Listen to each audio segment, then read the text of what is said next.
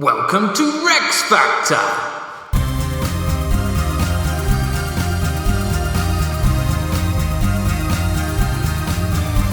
This week, Emily Murdoch Perkins, Regina, the queens who could have been, with your hosts, Graham Duke and Ali Hood. Hello, and welcome to Rex Factor, where we are reviewing all the nearly monarchs of England, from Æthelflæd to Albert Victor, the men who could or should have become a king, but for the intervention of fate. Now, this point in the podcast, last time we released our introduction episode to Series 4. What? I'm having to give this to Ali because this is all a little bit out of sequence in the recording. The last episode we've released was the Series 4 introduction, where we talked about what we're going to do in the series. And before we get on to Æthelflæd next time, we are speaking to Emily Murdoch Perkins about her book, Regina, the Queens Who Could Have Been, which, as we'll see when we talk to her, has got a very Rexy outlook in its theme, and it feels quite pertinent to this series because it's all about daughters who, but for the successional focusing on sons and kings, would have been the monarch. So I thought, as a kind of introduction to Series 4, in the way that we spoke to Dr. Emma at the start of Series 3, we're going to speak to Emily about daughters who could have been queen, the counterfactual element, looking at the people who could have been there but weren't, how you assess them, what we make of them, a little bit of crossover in terms of some of the individuals we'll be doing. But yes, basically, it's just a little entree before we actually get into our individual nearly monarchs. Who is Æthelflæd? Æthelflæd we have recorded, but we've not released. So you can plausibly, as what obviously you're doing, maintain that you don't know who he is, because of course we don't know who he is. We haven't done it yet. But of course we have done, really. So of course you do know, really. Oh, I mean, Alfred the Great's nephew fights with Edward the Elder. are you sure that's not Athelstan? Yeah. Isn't he Alfred the Great's nephew, though? No, Athelstan is Alfred the Great's grandson. Okay. And he does get mentioned in the episode, spoiler. So, associations there. Okay. Well, anyway, so what's this? So put Æthelflæd completely to one side for today. You don't have to know who Æthelflæd is for today. Today we're speaking to Emily about the daughters who could have been queen. So the ones who, but for the succession law focusing on eldest sons, they would have been the rulers. Okay. How many of them are there? Well, we'll get a chance to speak to Emily about that now. So we are very excited to be joined on the podcast today by the author Emily Murdoch Perkins. Emily, thanks so much for joining us. Thank you so much for having me. It's an absolute joy. Could you just, first of all, introduce yourself to the listener in terms of who you are and what you do? Well, as you can probably tell by the delightful accent, I am British. I'm a novelist and historian, and I have been writing and telling stories pretty much as long as I can remember. My first ever school report at 4 was, Emily tells us she's going to be an author. And I've pretty much done that ever since. I have almost 100 novels published. And one non-fiction with a second one coming out next year. Nice. Mm-hmm. And it's the non-fiction one that we're interested in talking to you about today. It's Regina, the Queens Who Could Have Been. And it's really right up our strata in lots of sense. One, in terms of the concept, because we like a concept of going from this one to this one and they're all connected in some way. Also, the people who are in it we'll see as well. So could you just give us like an intro to the book, actually? Like, what is the book about? What's the theme? Well, I am one of those Brits who finds the British monarchy fascinating because it feels like the biggest fantasy story ever told, but it's still happening. And I find it, as a medievalist, someone who really dedicated a lot of my academic rigour to over 1,000 years ago, the idea that that is still happening in pretty much exactly the same way that it happened for over 1,000 years, to me is bonkers. And when Queen Elizabeth II died, if you lived here in the UK, and I presume a lot of places around the world, our TV was absolutely blasted with images of the royals, live action of the royals, the funeral preparations of the royals. And I remember thinking, gosh, if you're Prince Charles III now, you've spent your life preparing for a role that you must have at some point wondered if you would ever actually get, whether in the end, actually your mother would outlive you. But there is a sense of purpose to that, a sense of your life being mapped out for you as the heir to the throne. And of course, on our screens, the 4 children of Elizabeth, you had 3 sons, and then Anne, the sister of the monarch. And I thought, well, This woman has not had her life mapped out for her. She doesn't have a blueprint. She doesn't have a sense of purpose or direction. But she's had all the same restrictions and difficulties of being a royal. And I started to wonder, well, what sort of royal women would we have had if they had that blueprint ahead of them? If they, as eldest daughters, knew that they would always become one day the heir to the throne? You know, if we didn't have Richard the Lionheart or Henry VIII, what other women would we have had? And I started doing some reading, and it turns out really fascinating characters out there. And I realised that I had to absolutely tell their stories. It's such a great idea for it, because like people ask us what we're going to do, and we're doing, say, the nearly monarchs at the moment. We did the consorts of England, the UK last time, but so it's not something that would ever have occurred to me. But it's one of those. As soon as you see the book, I was like, oh, that's such the sort of thing that we'd. Well, I'll be honest. I kind of assumed someone had written the book already, so I very much went online and thought, right, I'd love to read that story. Tell me, and I thought there was a few kind of almost misses where they focus on one or two people. So often Tudor historians will be like, oh, Lady Jane Grey, ooh. And that's great, and that's amazing. And those are definitely stories that are worth telling. But this particular story of, actually, if we had more of a matriarchy rather than a patriarchy in terms of the royal family, who are these people? You know, I realised, I'm a historian, and I'm not sure before this book was researched whether I could have named more than 4 eldest daughters of monarchs of Britain or England ever. And I thought, well, hang on, they were still living. They still had things to do. What did they fill their times with? What decisions did they make? What support did they give some? And what arguably terrible mistakes did they make? And thank goodness they were interesting. Otherwise, it would be a very short and dull book. And you've also got, which is again sort of a similar thing that we're going to be experiencing in this series, kind of that what if bit, the counterfactual bit, where you can kind of imagine what might this person have done, and of course we don't actually know, but that's where you get to imagine. So sort of it, like you put in the book, actually, and I think it's right that it sometimes feels like some historians don't like that. What if it's almost looked down on, but we always find it really fascinating. So why do you think that is? Why do you think they don't like it, and why do you think it actually can be quite a useful thing? Such a good question. I think we have this view of historians as revealers of truth. And of course, as soon as you say that, you say, well, whose truth? And how true does something have to be? And how much evidence do you need for something to be considered true?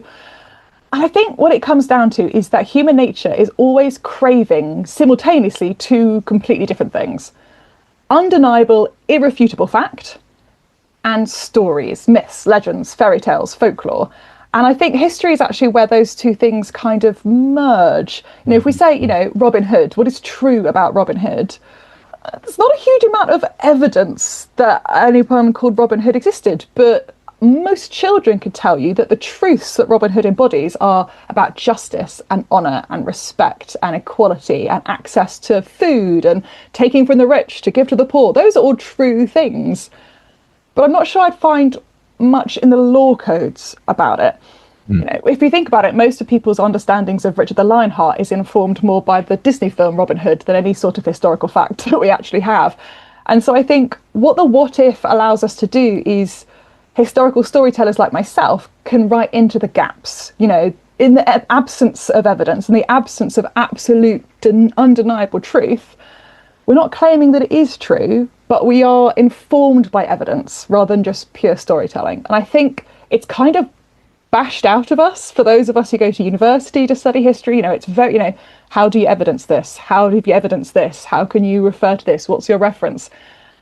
But most of the most interesting conversations that you have in seminars or lectures or just with your friends in the pub are the what ifs. And so I did want to bring an element of that into the book while trying desperately to really signpost, this is what we know, and this is where I'm wildly speculating. Were you tempted, because it was said, you write a lot of fiction as well? Was there any point where you got into any of the stories and thought, actually, I kind of like to flesh out this what if and maybe just roll with this one? 100%. One of the things that I found in the edits, and my editors were so encouraging, I was very open to them that I came from a fiction background, was, I could be writing away and go, and she was absolutely furious at her father when he forbade her from... And then I stop and go, do I know she's furious? Or would I be furious if my father did X, Y, Z? Was she scared, or would I be scared if that invasion had occurred? Was she? And it's very, very difficult to prevent yourself from slipping into that emotionality, and because you want to tell a good story. And I didn't want the book to be dry and dull. It is not that type of book. But every now and again I had to kind of rein myself in and go, one could argue, or it's easy to believe that, because you don't know 100% or even 50%, and that's when you really have to go, well, to err on the side of caution, we're not sure. I guess particularly the early ones, because another thing I like about it is the fact that you start with the Saxons, which we always do as well in our series, that so many people start at 1066 as his beginning. So I love the fact that you do that, but I guess that also, it's because there's not a lot of information, I guess that brings a challenge as well. Some of these women were almost impossible to write about. You know, as people read the book, you will notice that the chapters get significantly larger once we get to kind of the Tudors onwards, just because there's so much more material evidence. And I say material because it's not just, dear diary, today I received this proposal. It's, you know, ledgers and law codes, but fabrics as well, evidence of food. It's tempting to look back at the older, more medieval women and go, well, because we don't know anything, nothing really happened. But the trouble is, most of the trouble is just time. There would have been a huge amount of evidence about these women that, because it was 1200 years ago, not 200 years ago, it just hasn't survived. Things don't survive that long most of the time. The trouble is, a lot of the things that survive, especially bizarrely for the Norman queens, was actually more difficult than the Anglo-Saxons. You know, I know, a lot of our listeners will know, the Anglo-Saxons documented a lot more than we think, and they were far more egalitarian in their approach when it came to women. The Normans weren't in any way. One of the things that always frustrated me, that we have about 3 different lists of William the Conqueror's children from contemporary sources, so people who lived at the time of William the Conqueror. None of those lists have the same birth order, and most of them don't even include the daughters, and when they do, they don't have the same names. So I had to very much in the book say, look, I'm pretty sure this is the eldest daughter. I could be wrong. Like, this is one where we are having to go with the evidence we've got, and there's not a lot of it. Now, you started one that we did in our last series, but maybe actually should have done in this series. We can never quite find a place to put her, but we wanted to cover her, which is Æthelflæd, Lady of the Mercians. So why was she your starting point? Well, I'll be honest, and I'll say I tried to start with William the Conqueror. I thought, you know, this is a big undertaking. I include every single eldest daughter of an English or British monarch until modern day. So I already knew I was covering about 2,000 years. And I even include the eldest daughter of Oliver Cromwell, which was a very exciting debate with my editor. But I'm a medievalist by training, as I said, and you can't really understand the Normans without understanding the Saxons. And so I kept going further and further back, that there was a draft, and it will never see the light of day, where we start as the Romans leave. But I will be honest, the heptarchy is too fractured, it's too confusing, it's almost its own book, and maybe that'll be one I write one day. But I got to Æthelflæd and I thought, well, beyond the fact that this is kind of where England as a concept begins, which is rather convenient, just for drawing a line in the sand somewhere, her life and her determination to try and make sure that her daughter inherited is a real tipping point in English history. And there's very few of them that I think are as dramatic as this one, because if she had been successful, it would have been female monarchs that would have been the standard for over 2 millennia, not male. And, you know, the book would have been Rex, the kings who would have been. It would have been a very different book. And so to not start with her really, I think, would have undermined a lot of what I'm trying to explore in the book, because her, you know, she was bold, she was educated, she was militarily powerful, she was highly respected. And even she couldn't manage to have a mother-to-daughter succession. And so that really sets the stage for why it was so impossible and yet so intriguing to have all these eldest daughters completely passed by the succession. Yeah, because it feels like we probably, because we did her in our consort series, because she was sort of a consort. She was a consort in Mercia, but you're more interested in her as a ruler. So I do wonder whether we should have done her in this series, but because it was controversial to have her last time, we thought, well, we can't kind of just, you know, parachute her in this time. But I love the idea that I think she'd find it fascinating that she was a controversial figure, and that even she was remembered, you know, so many millennia later, because I get the impression from, again, the limited sources we have, all the caveats, that she just got on with it. She sounds like a really practical minded person who was far more interested in building cities and making sure that military alliances were happening than, pretty dresses or anything we might think of as medieval women, with the big tall pointy hats with veils flowing out of them. I think the idea that she would be debated as consort versus regnant, to use a generic term, I think she'd find it hilarious. I like to think that she's one of my dinner participants. If I could have 5 people from history, she would be one of them. So of all of these women that you've looked at, which would you most like to base your next fiction book on? Which of them has the biggest gaps that you'd most like to fill in? The biggest gaps, I think Gunhild. So she's the daughter of Harold II, or Harold Godwinson, as most people know him. So he's one of those 1066 kings. I think after the Battle of Hastings, 1066, there's this sense that William the Conqueror just rocked up, entered England, and that was that. The transition of power was completely seamless. But of course, it was so much more complicated than that. And I think we often forget that Harold had children. He had quite a few children. Who all survived the battles of 1066. The sons got into military difficulties later, but not focused on them. His eldest daughter was fascinating. Gunhild makes a tactical decision, which I think was the right one, to join a nunnery. At this point, she is a surviving daughter of a previous royal line, and I think she's probably expecting to either be disposed of or married off to someone that she's not going to like. So she enters the abbey at Wilton, and she's, praised by her contemporaries for this. This is a very logical decision. She then does elope with a man about 30 years older than her, who is a Norman, called Alan the Red. And it's a little bit murky. We don't think it was an abduction. We definitely think she went willingly. But Alan the Red had actually been given her mother's lands as his kind of gift from William the Conqueror as part of his participation. So there's a big question mark for a lot of historians about whether she wanted kind of to return to her home, and that was an easy way to access that community that she had left, whether he wanted to cement ownership of that land through marrying her. The trouble is, she is technically a nun. So Anselm, who's Archbishop of Canterbury at this point, he writes to her and orders her back to the nunnery. She writes back and is like, absolutely not. And you're setting yourself up for this incredible showdown between, essentially a princess and the head of the church in England, not Church of England. And then Alan the Red dies, which is very awkward and uncomfortable because Gunhild is now totally unprotected again. But she doesn't return to the nunnery with her tail between her legs, which again is very much what I do. She becomes the mistress of Alan the Red's brother, who is also called Alan. He is Alan the Black. And then that's it. We know absolutely nothing of her from 1093 onwards. We have no idea what happened. And I would love to know and maybe one day write that story and just see where I can take her. Weird that they chose to have the same first name and change the surname.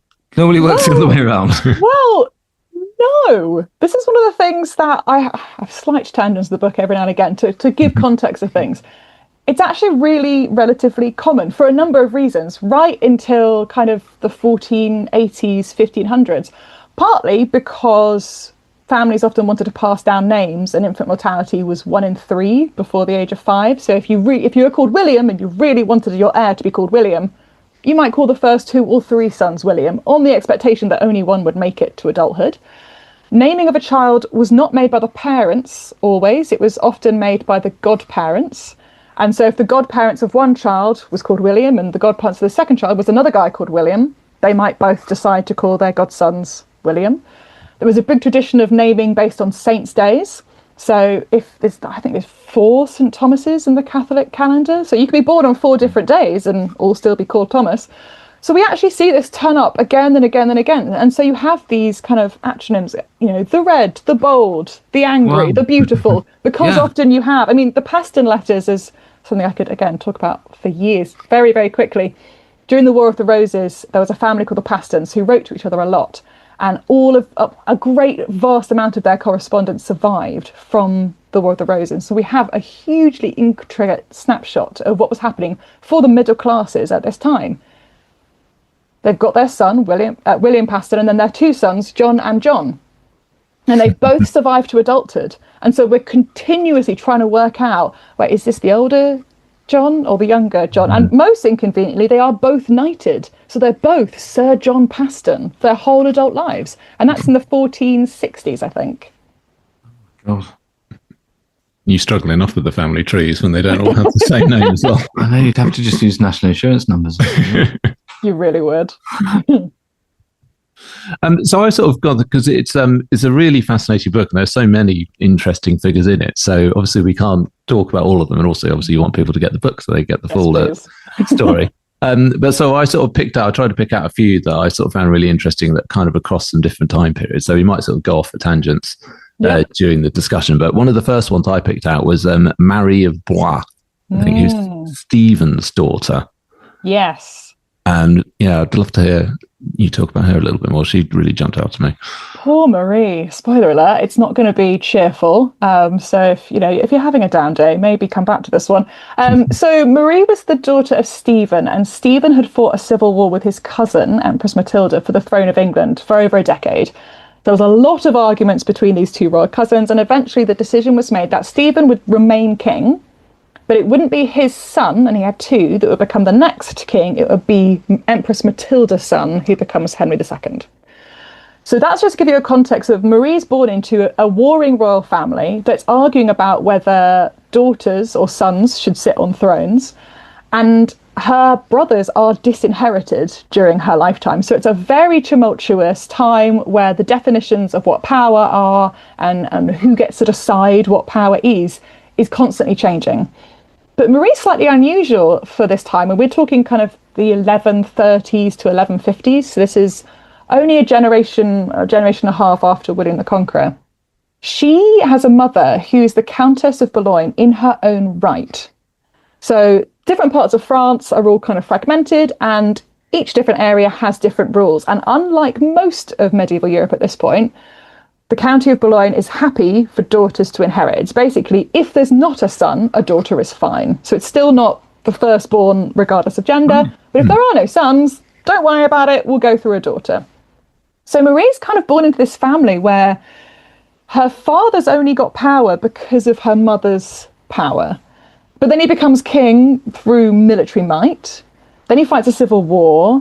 And then her brothers are disinherited. So it's all very complicated. And I don't blame Marie. She decides to become a nun. And to be honest, it seems like a good idea to get out of the complication.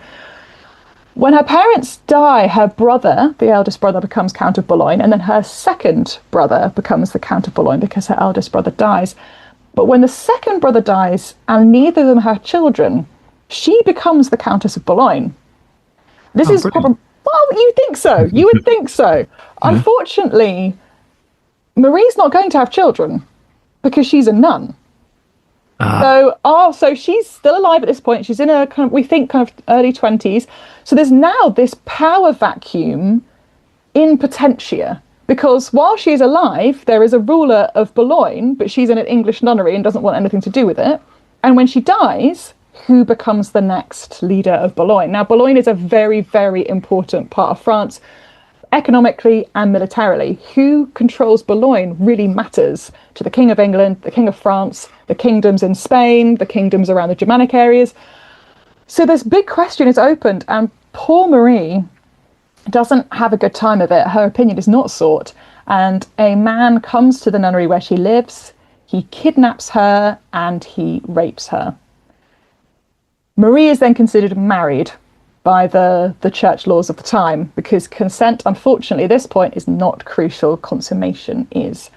She has a child less than a year later, and you'd kind of expect in a very patriarchal world someone to step in for Marie, someone to advocate for her, someone to challenge what has happened.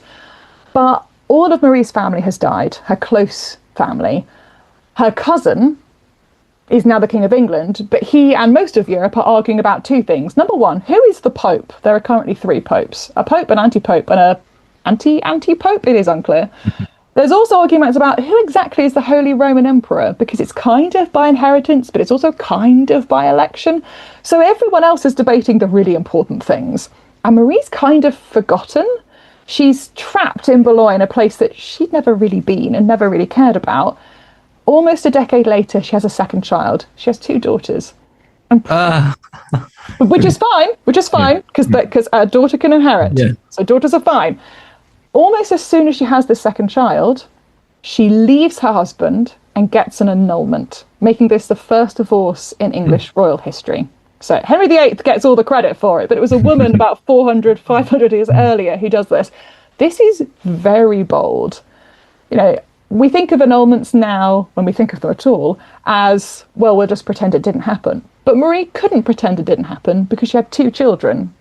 And it couldn't really be annulled because that would invalidate them to become heirs or heiresses for the county of Boulogne. Somehow she essentially gets round this. And part of this is, I think, speculation alert, because she's royal and she's a countess, and therefore some sort of allowance is made. She goes straight back to a nunnery where, bless her, she probably wanted to be the whole time. And again, she fades from history at that point. We think we know when she died. We're not really sure. But for someone who clearly just wanted to spend most of her life being left alone, she had to endure horrendous things, but then made a really bold and quite dangerous, arguably, decision to leave her husband, leave her children, leave the wealth and splendour and pomp that being the Countess of Boulogne would give her, and turn her back on it all. Wow. Yeah. Good move, though. If you get away with it. It's astonishing that she did, and it's kind of forgotten by a lot of historians. You know, we do make this huge deal about Henry VIII, about, you know, oh gosh, wasn't it shocking for an English royal to demand a marriage to end? And you go back to the medieval era, it was happening left, right and centre. It would just, people made less of a fuss of it because they just could. Sort of weirdly, I mean, he's got a lot of things to criticise him for, Henry VIII, but it's sort of, you almost feel a bit sorry for him when you think how easy everyone else gets it, and he just sort of thinks, but everyone else, why me? Yeah, and it builds into this persecution complex that the Tudors are known for, but really, you know, is solidified within Henry VIII. He really believes that the Pope is out to get him, that the Catholic Church has decided that he's not special enough, like all the other monarchs, who are sitting aside wise, and so it becomes this really intrinsic anger that you see come out in the creation of the Church of England. It's really fun when you hear bullies being told no, and they just can't cope.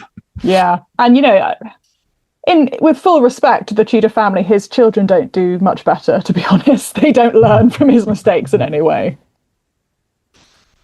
Now, speaking of Henry VIII, actually, there might be quite a nice segue into another person in the book who, it was interesting when we did a vote amongst our sort of privy council, as we call them, people on Patreon that back us, as to whether we did the nearly monarchs or the Scottish consorts. The nearly monarchs won by only 1 vote, so we had quite a strong following for the Scottish consorts, and some of the Scottish consorts obviously here for you as well, because they end up going off from England to Scotland, one of whom is Henry's older sister, Margaret Tudor. Yeah, so at this point, family tradition for the English monarch is very much sending their daughters up to Scotland, mostly to try and appease them. The idea being that, well, if it's your brother-in-law, you're less likely to fight them. It does make me laugh as a historian that we get to the Tudors, and this has happened at least 4 times by my count, and it has made absolutely no difference in reducing the amount of wars between England and Scotland, but there we go. So yeah, Margaret Tudor, she's the eldest daughter of Henry VII. So end of the War of the Roses, he comes in, and it's very important for Henry VII to connect his children with other royal houses, because at this point, you know, we think of the Tudors as this, you know, great dynasty that lasts over 100 years with these famous names like Henry VIII and Elizabeth I. When Henry VII takes the throne, he is an upstart from an illegitimate line out of Wales who's never lived in London and has never been part of a royal court, and he's desperate to make marital connections through his children to other royal houses. And James IV of Scotland is at first very hesitant to marry someone from such a inferior royal line. But, you know, when you're neighbours, you eventually have to get on. And as a side note, I find James IV fascinating. He was the most bizarre king. You know, he spoke 8 languages. He loved golf. He practiced dentistry on his subjects. He was really bizarre, real big fan of him. So when Margaret marries him, it was by proxy. So she stays in England and he stays in Scotland, and they do this kind of ceremonial marriage with someone kind of standing in. And at this point, she is still considered the Queen of Scotland. Now, this puts her on a precedence above her little brother, Henry, the future Henry VIII, and he cries that she now has precedence over him, which again, I think suggests the direction of his life at a very, I think he's about 5 at this point. Margaret eventually goes up to Scotland when she's a little bit older, about a year later, and she and James IV do struggle to conceive. It takes them over a decade to have a son that lives past the age of 1.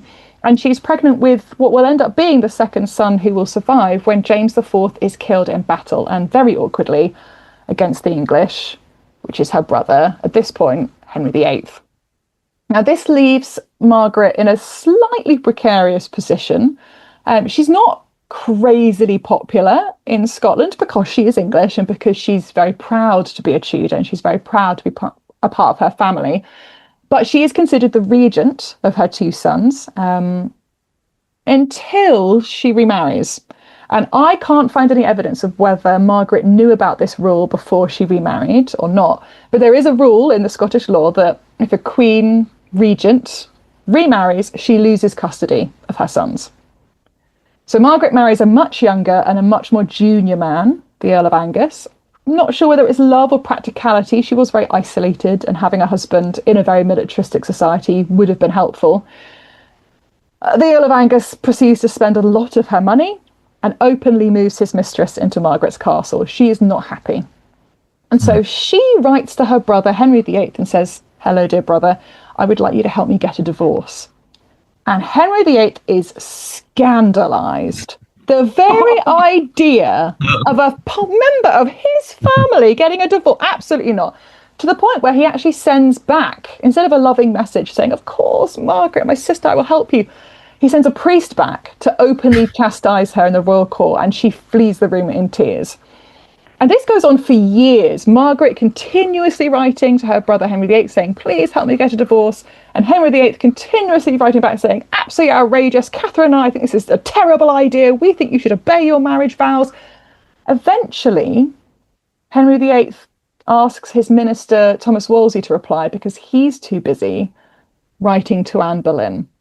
So there is an element of hypocrisy slipping in here. Margaret, because she is a Tudor, because all she loves is drama, decides to leave Scotland, and she turns up at Henry VIII's court, which is a little bit embarrassing. She's essentially abandoned her husband. She's also abandoned the country where she was meant to go and basically be a liaison between the 2 nations. Eventually she goes back. There's a slight interlude where she orders cannons to fire on her husband when she's defending a castle. Don't worry about it. She's finally given a divorce. So the first, not even, Henry VIII wasn't even the first Tudor to get a divorce. He was just the first male Tudor to get a divorce. Margaret is now free of the horrible Earl of Angus. She immediately remarries a younger, much more junior man who immediately starts spending her money and moves his mistress into Margaret's castle. So poor old Margaret, not a brilliant judge of character. Oh, dear. And she doesn't have a great reputation, but it's only reading about her again in your book, how she really does feel like a Tudor. Like, it's not a surprise reading what she's like and her upbringing character that she's Henry's sister. It's like, yeah, these two are grown up together. I think the only reason they didn't come to more blows was because they lived in different countries. I mean, it is astonishing nature, nurture, very unclear, but there's definitely strong ties between the 2 of them because they are absolutely determined to get their own way all the time, and they are both genuinely shocked when they don't get given everything they want immediately, which is very endearing as a historian 500 years later, but must have been an absolute nightmare to deal with on a day-to-day basis. God. Yeah, Henry's just the more you find out about him, the less I like him. Being like an amateur to this, you see him on the front cover of the books and everything, and he's just the baddie. He's chief baddie. What Henry VIII is, and I'm not sure this is directly him, I think it's mostly the people around him, probably Thomas Cromwell. He's brilliant at his own branding. He really knows the image he wants to portray. He's really clear on how he wants other people to think of him at the time, but also remember him.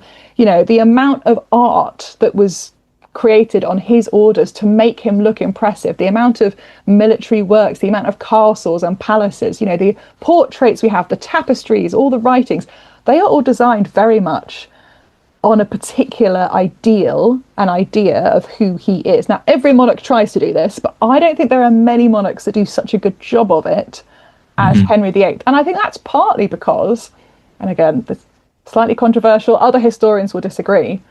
For the first 10, maybe 15 years of his reign, he was the perfect monarch. He was really generous with his friends. He was very successful militarily. He was very kind. He was very merciful. He was devoted to his wife, Catherine. They had a number of children. Obviously, as we know, no sons survived. He was doing everything that a monarch was expected to be. He was, charitable. He travelled all over England and made himself very visible to his people. And I think it's one of the what-ifs of history. If Catherine of Aragon and Henry together had 3 sons, as well as Mary, I think he would have been considered very much on the same lines as Richard the Lionheart, who, by the way, was a terrible monarch. He spent less than 9 months in England in his whole reign. It was far too having too much fun on the continent. But I think, Henry VIII is scuppered. His reputation is scuppered by his own obsession with a son. And it's a great irony as well, obviously, that his daughter is the first of those firstborn daughters that actually does get to become the monarch. Obviously, she does have to wait for Edward when he comes along, but actually it's his daughter that is the first one to become a reigning monarch. It's this amazing irony. You're so right. And I love Mary Tudor, and I didn't love her before I wrote this book. I very much bought into kind of Bloody Mary. I was born and raised in Kent, and almost everyone that she had killed judiciously was from Kent, and so where I grew up she was Bloody Mary, and she was terrible. But actually the more I read about her, the more I realised that she was a Tudor princess with brilliant red hair and a fiery temper. She loved dancing, she loved languages, she adored fine clothes and jewels. We had this vision of her as very austere and very unsmiling and very depressing, but she believed passionately in the right to read the Bible in English, not Latin, which we don't think of as a Queen Mary attribute. She once gambled a third of her annual income just over Christmas because she loved playing cards. And again, we think of that as being a very Elizabeth Tudor, that, Elizabeth I sort of merrymaking. But, it was Mary who put the law in, put in writing that a woman could inherit the throne. She put in place a lot of the poor laws and charitable laws that still exist in London today. She put in place a lot of the beginnings of the economic reforms that Elizabeth would claim a lot of the credit for, because it turns out economic reforms take a while to really bed in and start to see fruit from. So the more I read about her, the more I realised that actually she's an absolutely fascinating character, and we've really done her a disservice. It's impossible not to feel a lot of sympathy for Mary. It's right up until kind of the matches come out that you're thinking, we're all kind of following her all the way. And it's like, if you hadn't just done that bit. But it's difficult, isn't it? Because a lot of the, executions that she was queen for, they're local executions. She's probably not even aware they're happening. Capital punishment was a fact, and it would remain a fact in England and Britain for another 300 plus years. But a lot of them were also political. I mean, again, Kent being the hotbed of medieval and Tudor rebellion, most of the rebellions, other than maybe the Pilgrimage of the North, comes out of Kent. And so actually, if you detract or subtract, I suppose, all of the political executions, there's very, very few religious executions that she ever administers, which again, I didn't know until I started diving deeper. I think one of the reasons that I'm always drawn to Tudors and Henry VIII. I think some of it is just because it's such a vibrant period, and we've got obviously so much more evidence than previously, but it does feel like that whole family, these kind of brilliant, vivid characters. And sort of going back to Margaret, she feels the same as well. Talk about like her education and her interests and all this sort of stuff. There's a great story about when she is pregnant for the first time successfully, and I think you say how like James goes off on a pilgrimage and she doesn't take very kindly to the fact that he's doing that. No, she throws a strop, and bless her, she's not well, and she wants a husband by her, and she calls out for him, and the message eventually comes that he's not there. He's gone on pilgrimage. He's walking to a pilgrimage site, which will take 7 days to get there, I think, and 7 days to get back. And she basically has this moment where she's like, how could he possibly leave me when I need him? This is outrageous. It's a very human instinct, when our loved ones aren't there and they're choosing not to be there when you feel unwell and feel vulnerable. Of course, when you're the Queen of Scotland, the tantrum you throw is a little bigger than most people's. And then people write it down and we read about it hundreds of years later. And it is a real challenge, especially again for those early medieval queens. Most of the stuff written about them is written by men. And so you've got to look at it through the lens of, okay, well, this is someone who is a clergyman. This is a priest. This is, someone who doesn't live with women, who has never lived with women, who actually has been in a monastery and rarely encounters women. And they are bringing their own biases in a way that the woman at the centre of that story isn't particularly aware of. We take a different Margaret, for example. She's the eldest daughter of Henry III. She is, shocker, sent to Scotland to marry the king to try and build peace. She has a very overprotective father. Henry III's own sister was also sent to Scotland. That marriage ended terribly, and so he was very anxious and nervous about his daughter Margaret going up to Scotland. She got married when she was young, around 11. Fear not, I know everyone's clenching, but probably not consummated for 4 or 5 years. But the problem is that we see in the record that she starts writing home at about the age of 15, and she's very angry because she is being forbidden from sleeping with her husband. She has not consummated the marriage. She'd been married 4 years, and she's furious, and she's absolutely laying into her dad, saying, "You're the King of England, you sent me up here, you've got to do something about this." And for generations, historians read this and thought, oh my goodness, this petulant, oversexed girl who, she's desperate to get her knickers off. And actually, if you think about it as a military or political maneuver, she's not being permitted to do the one job that she was sent to do, which is to become a queen in all senses of the word and become the mother of the next Scottish king. Women at this time are not getting any power to their own household, their own purse, or their own economic spending, or even the ability to decide when to eat, which castle to live in, all the power, her ability to intervene on behalf of her home country, England, the ability to liaise between the French court and the Scottish court, again, the role that a queen would do. She's not allowed to do that because she's not a mother. And she's never going to be a mother unless she's allowed to consummate that marriage. And so what can be read as this very petulant, irritable teenage girl throwing her toys out the pram is actually quite a coherent political argument of, I'm not going to be able to have any power to do what England wants in the Scottish court unless you make this happen. Henry III, classic overprotective dad, decides to march to Scotland with an army. So there does have to be a very awkward peace negotiations where Margaret and her husband Alexander and her dad sit down and go, so when is sex going to happen? Which is not a peace treaty that I ever want to. No. But she gets her own way. Her dad goes back down to England with his army, thank goodness. Margaret goes back to Scotland with her husband Alexander, and children follow. We don't see that in the films. No. And this is one of the things that I absolutely loved about researching for this book. There are so many stories of, quite frankly, bonkers things that are going on. And we don't know about them because they're not part of the line of succession. They're never sat on a throne. And yet they are completely unravelling many of our expectations of what a princess is, whether it's medieval or Tudor or Stuart or Georgian. They are not taking the decisions that we expect, and that's because they are still royal. They expect to have more control than most people. They expect to have their voice heard. And when they don't get their own way, they do have power and leverage to try and make it happen. So, again, speculation alert. What would many other women of the same time be doing if they had that sort of power and leverage? We don't know. And it's very, very annoying as a historian to not know. But, we have to assume that there will be other women who would equally want to take charge of their own lives, but just don't have the ability to do so. And I love these encounters as well, in that, because it's sort of, I don't know, you almost don't imagine getting that much of a person's personality from this period, particularly when it's not the king or the future king, like the daughter writing and complaining to the father, Margaret as well, obviously, to Henry. And then I think also Edward III, like one of his daughters that I can't remember, was it Isabella or is it? So Isabella's Edward II. She's my absolute favourite. Like, if I had to pick one, and there's over 40 in this book, she's my favourite. So Edward II is not a popular king. He is usurped, murdered, ? By his wife. And so Eleanor grew up in a very contentious family.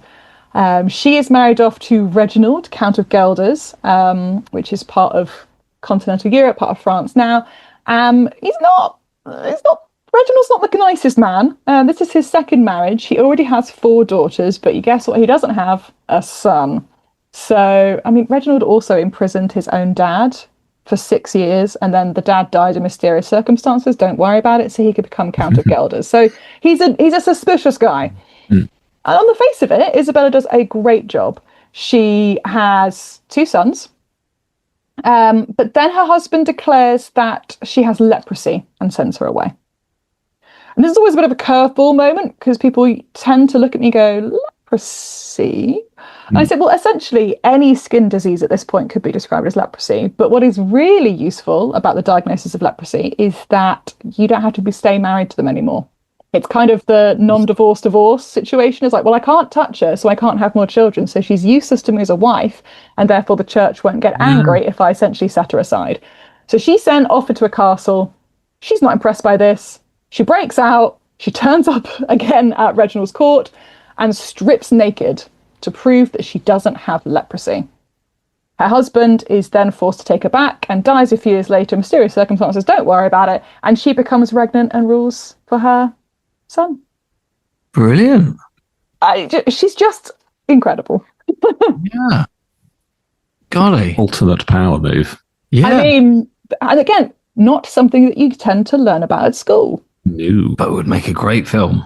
Again, where's the biopic? Yeah, carefully shot, but nevertheless. Yeah. I might have to think about the scripting and the angles a little bit, but it's incredible to think that, you know, these are women taking back control when men the men in their lives try to exert their power. A lot of these women pushed back, and in very creative ways, it has to be said.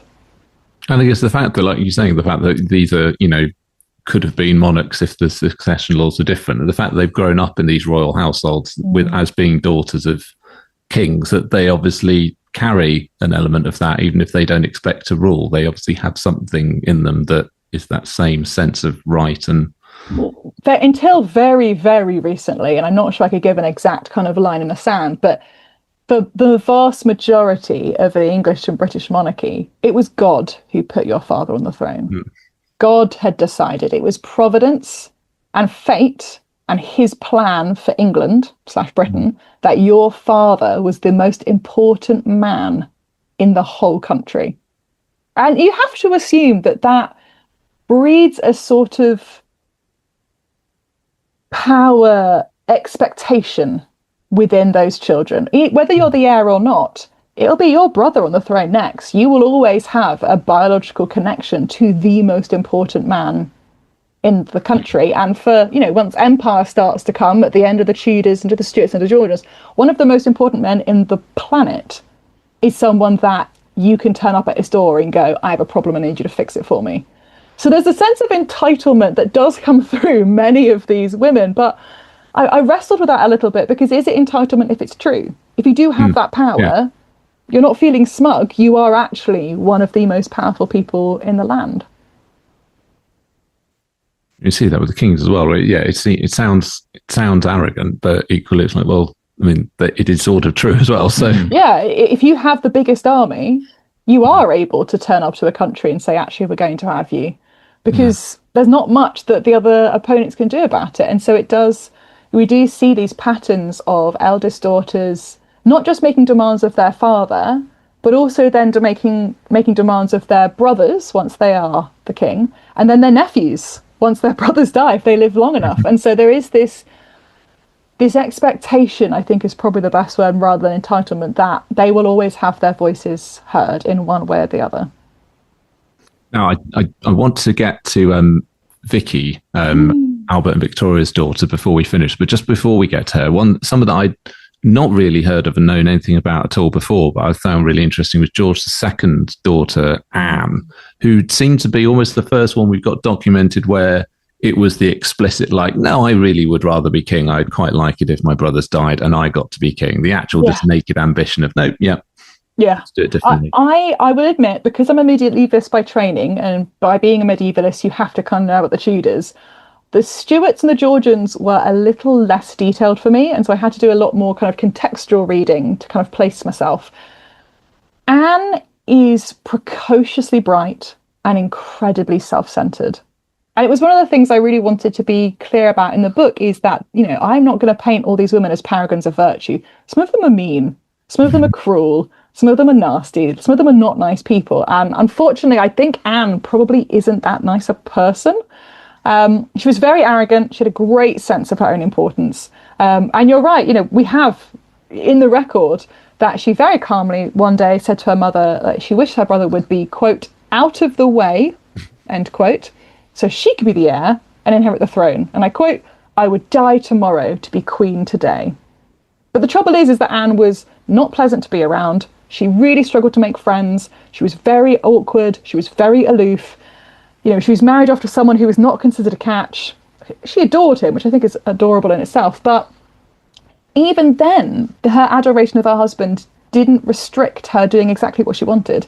When she became pregnant, she decided to leave William of Orange over on the continent and turned up in Britain, much to everyone's surprise, because she was not expected to be there, because she wanted to give birth on English soil, and she thought that this would give her expected son a stronger claim to the throne. There is nothing to back that theory up. I don't know where Anne got it from, but she had this sense of, well, if my son's going to be the King of Great Britain, he's got to be born here. Very sadly, we're not sure if she lost the pregnancy, if it was a phantom pregnancy. Eventually, she does have to end up going back to Holland.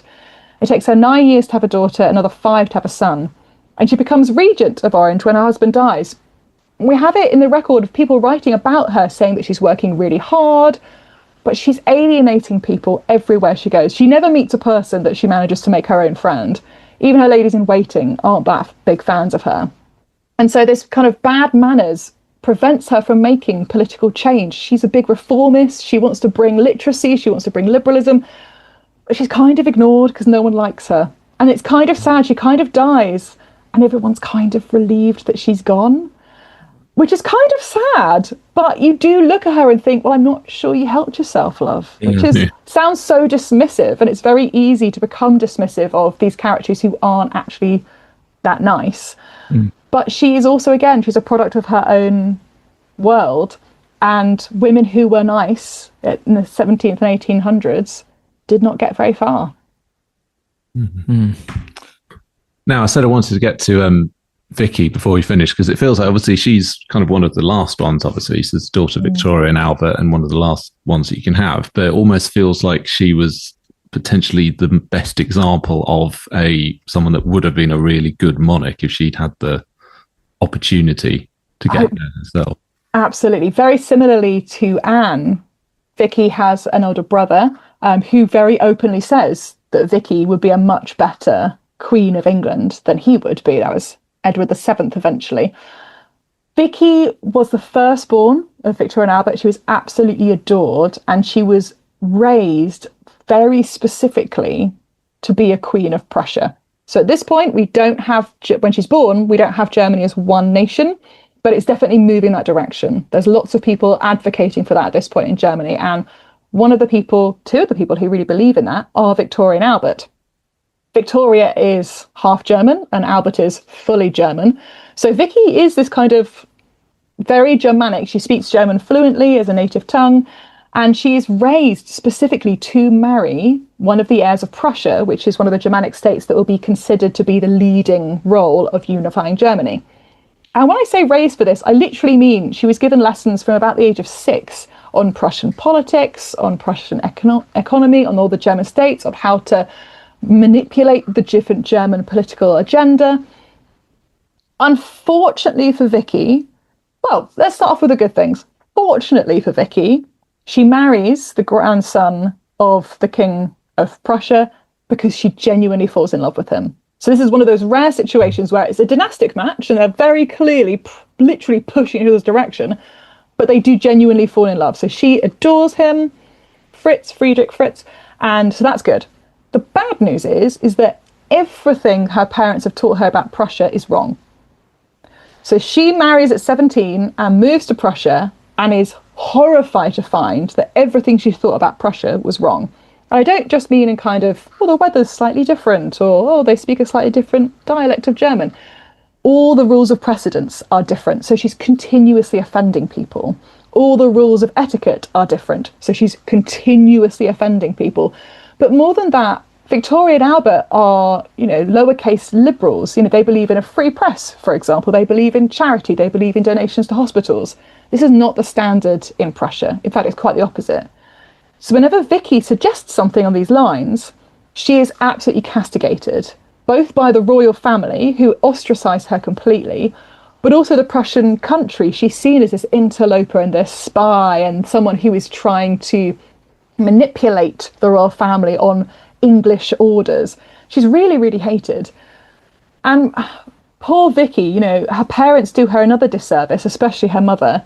Victoria is known for being a prude when it comes to her body, and she's very prudish in the way that she raises her daughters, which means that when Vicky first becomes pregnant, she is not seen by a doctor her entire pregnancy. Golly. Unfortunately, this is even more catastrophic because when labour starts, the birth goes terribly wrong. Baby gets stuck. And by the time a doctor is sent for, Vicky is unconscious. Even worse, there's a huge misunderstanding, which means a letter was sent to the doctor, just popped in the post, and a messenger wasn't sent. So by the time this mistake has been realised, it's likely that she's going to die. And in fact, her obituary is sent to newspapers in Prussia because everyone is confident at this point that her life is over. Miraculously, when the doctor does arrive, he is able to save both mother and baby. But baby Wilhelm has a lifelong disability due to damage on his shoulder because of getting stuck in a birth canal. And Vicky is absolutely determined that this will never happen again. All of her pregnancies after that go relatively well.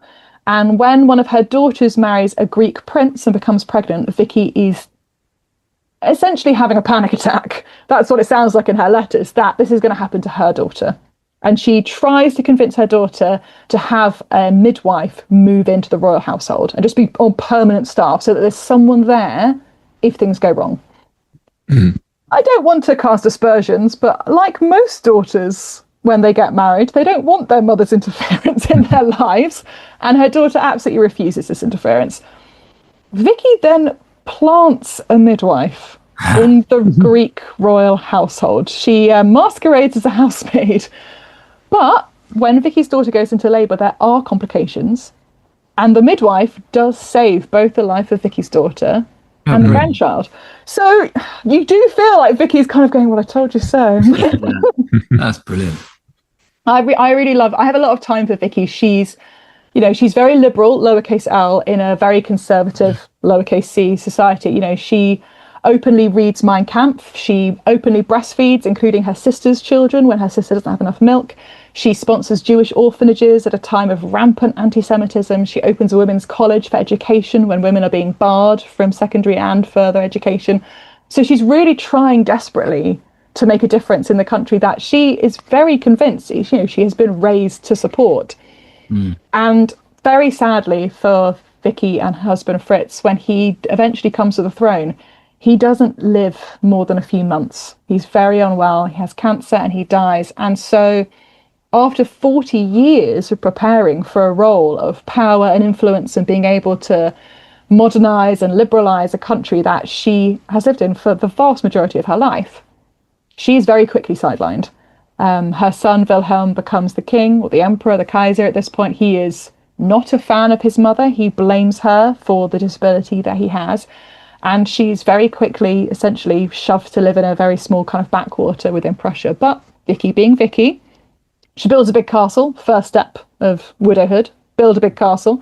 But then she starts patronising the local town. She builds roads. She plants a load of trees because she believes in shade for children. She supports a hospital, and she's utterly beloved. And in a very small way, I hope she does find a little of that joy that she was so desperately hoping that she could bring kind of, the land that she gave her whole life to.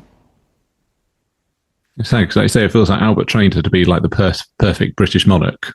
Oh, 100%. I hadn't intended that to be what he was doing, but that feels like what ultimately actually was doing. And she would have made a much better monarch than her brother, Edward the Caresser, as he was known. Absolute, you know what? Not suitable for this podcast. But She was politically astute, she was clever, she was bright, she was intellectually curious. On the last day of her life, she insisted, despite being incredibly unwell, on continuing on with her Greek lessons because she wanted to speak to her Greek grandchildren in their native tongue. You know, she was incredibly passionate about the arts, but also medicine. You know, she volunteered as a nurse in one of the wars that Prussia managed to get themselves involved in. She would have been absolutely astonishing as a Victoria II, but unfortunately we never get her. Well, that's the book, isn't it? That's the fascinating what ifs are all of them. She's jumped out as me as the one you thought could most clearly see how she'd have worked. Well, I'll just add really, really quickly. I think it's right monarch, right time, because Anne, daughter of George II, who we talked about, you know, she would have been a brilliant, imperious medieval monarch. But by the 1700s, people wanted a really warm royal. And so, you know, liberal Vicky was sent to conservative Prussia.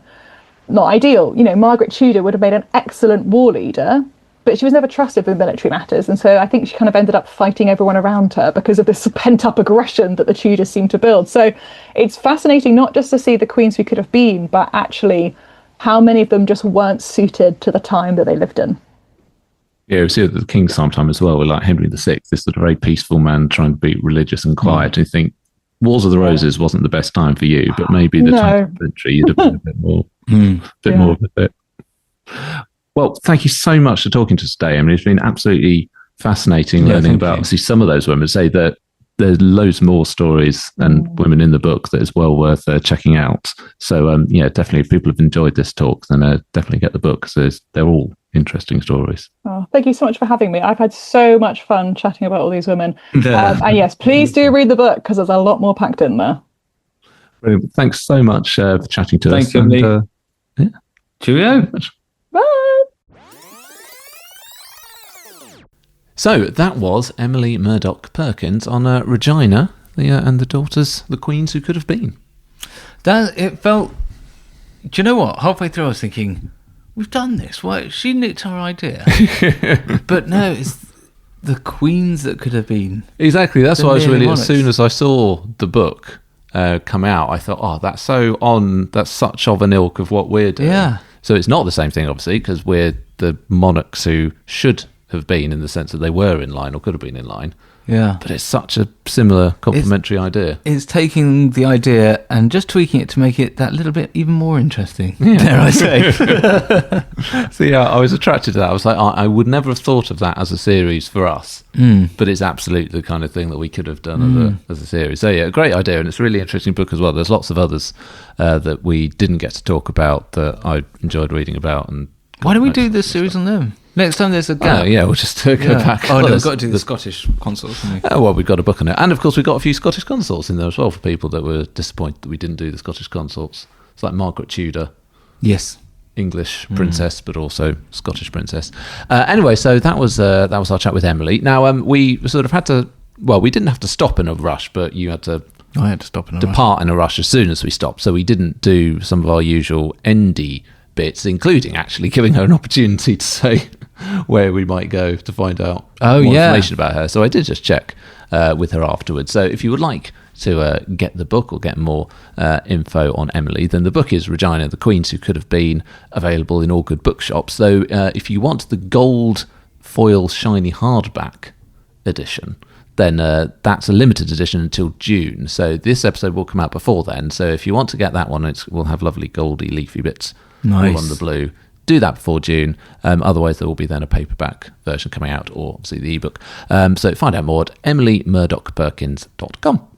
She's really engaging, isn't she? And now, Graham, I'm going to shock you. I haven't read the book, but I imagine if I had, it would be an entertaining read. Yeah, it is, and it's very accessible as well. So it's sort of obviously like she said, it starts sort of small little entries, a nice little bite size, and then as it goes on, you get more info. So.